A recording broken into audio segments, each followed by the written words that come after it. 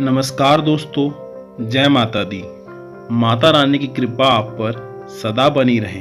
आप सभी को मेरी तरफ से शारदीय नवरात्रि की हार्दिक शुभकामनाएं।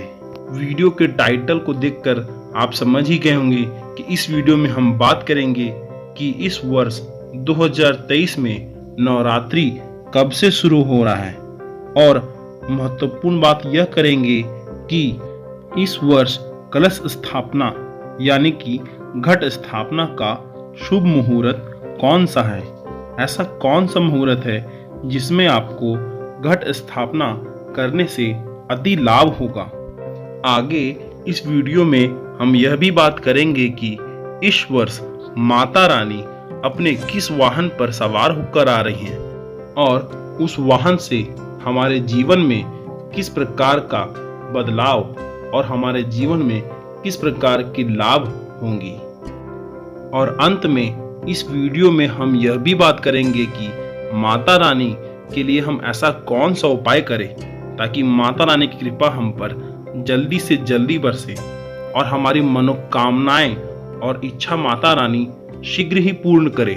मित्रों, यदि आप इस चैनल पे नए आए हैं तो हमारे चैनल को जरूर सब्सक्राइब करें ताकि आप धर्म से जुड़ी ऐसी ही जानकारियां प्राप्त कर सकें। मित्रों, हर वर्ष सर्वपितृ के अमावस्या के साथ पितृपक्ष का समापन होता है और अगले दिन आश्विन मास के शुक्ल पक्ष की प्रतिपदा तिथि से शारदीय नवरात्र की शुरुआत होती है।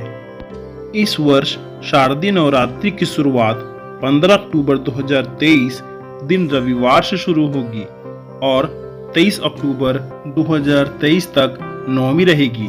फिर अगले दिन 24 अक्टूबर को दशहरा मनाएंगे हम लोग। इस वर्ष नवरात्रि पूरे 9 दिन की होगी। प्रतिपदा तिथि का प्रारंभ 14 अक्टूबर रात्रि 11:24 से शुरू होगी और प्रतिपदा तिथि की समाप्ति 16 अक्टूबर रात्रि 12:32 पे समाप्त होगी।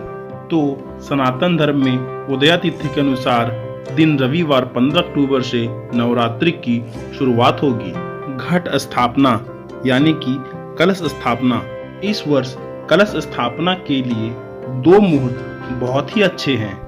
कलश स्थापना का पहला शुभ मुहूर्त है सुबह 6:30 से लेकर के 8:47 तक, और कलश स्थापना का दूसरा जो कि सबसे शुभ मुहूर्त है वह है अभिजीत मुहूर्त। अभिजीत मुहूर्त की शुरुआत सुबह 11:48 से लेकर के दोपहर के 12:36 तक रहेगी। मित्रों, इन समय पर यदि घट स्थापना यानी कलश का स्थापन किया जाए तो माता रानी की कृपा बहुत ही ज्यादा हमें प्राप्त होगी। इस शुभ मुहूर्त में कलश स्थापना करने से हमारे जीवन में खुशहाली, समृद्धि, ऐश्वर्य तथा संतान की प्राप्ति होती है। शुभ मुहूर्त में कलश स्थापना करने से माता रानी हमारी सारी मनोकामनाओं का और इच्छाओं की पूर्ति अवश्य करती हैं। पौराणिक कथाओं और मान्यताओं के अनुसार हर वर्ष माता रानी अपने किसी विशेष वाहन पर सवार होकर आती है जिसका अपना विशेष महत्व होता है। क्योंकि इस वर्ष शारदीय नवरात्र की शुरुआत दिन रविवार से शुरू हो रही है, तो मान्यताओं के अनुसार जब नवरात्रि रविवार या सोमवार को शुरू होता है तो माता का वाहन हाथी माना जाता है। अतः इस वर्ष माता रानी हाथी यानी कि गजराज पर सवार होकर आ रही हैं। जब माता रानी हाथी पर सवार होकर आती है तो इसे बहुत ही शुभ माना गया है। यह देश में खुशहाली, समृद्धि और अधिक वर्षा का संकेत देता है। हमारे चारों तरफ जल की भंडारण की कमी नहीं होगी। माता रानी के हाथी पर सवार होने के यह भी संकेत माना जाता है कि हमारे अन्नदाताओं का इस बार फसल अच्छी होगी, चारों तरफ हरियाली रहेगी, हमारे जीवन में संपन्नता आएगी और घर अनाज के भंडारों से भरा रहेगा। मित्रों, अब हम बात करेंगे उन 7 उपायों की जिसको करने से इस शारदीय नवरात्रि का आपको पूरा फल मिलेगा। शारदीय नवरात्रि में माँ दुर्गा का प्रथम दिन का बहुत ही महत्वपूर्ण माना जाता है, क्योंकि इसी दिन हम माँ का आह्वान और स्वागत करते हैं। तो इन विशेष उपायों को इस प्रथम दिन ही करना पड़ेगा हमें।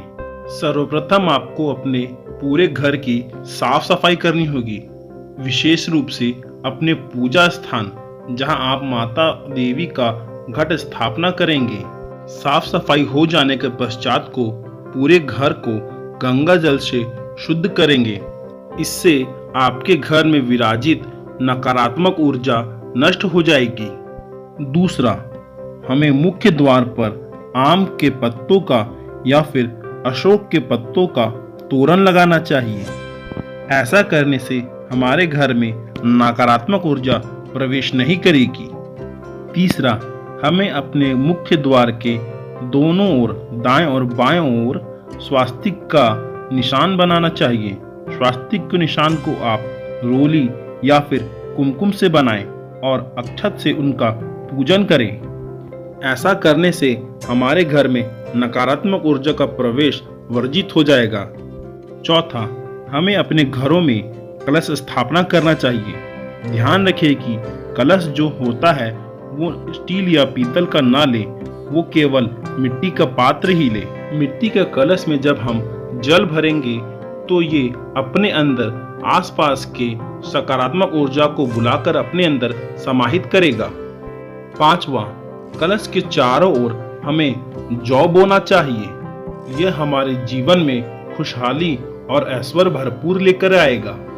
छठा, जो भी इस पूजन में बैठेगा उसे नवरात्रि का व्रत जरूर रखना चाहिए। यदि वह 9 दिन व्रत रखने में अक्षम है तो कम से कम प्रथम दिन उसे जरूर व्रत रखना चाहिए और बाकी के दिनों उसे सादा फलाहार भोजन करना चाहिए। नवरात्रि में उसे बिल्कुल भी या घर में बिल्कुल भी मांस, मदिरा और लहसुन प्याज का भी उपयोग नहीं करना चाहिए। सातवां, हमें अखंड दीपक प्रज्वलित करना चाहिए। ध्यान दें, यदि दीपक घी का रहेगा तो यह बहुत ही शुभ माना जाता है। अखंड ज्योत जलाने से हमारे जीवन और घर की सारी नकारात्मक ऊर्जा दूर हो जाती है और हमारे जीवन में सकारात्मक ऊर्जा का प्रवेश होता है। और ध्यान रखेंगे कि यह अखंड ज्योत पूरे 9 दिनों तक जलते रहना चाहिए। यदि इन बातों का ध्यान रखकर माता रानी का पूरे मन से पूजा करेंगे तो माता रानी आपकी हर मनोकामना और इच्छा जरूर पूरी करेगी।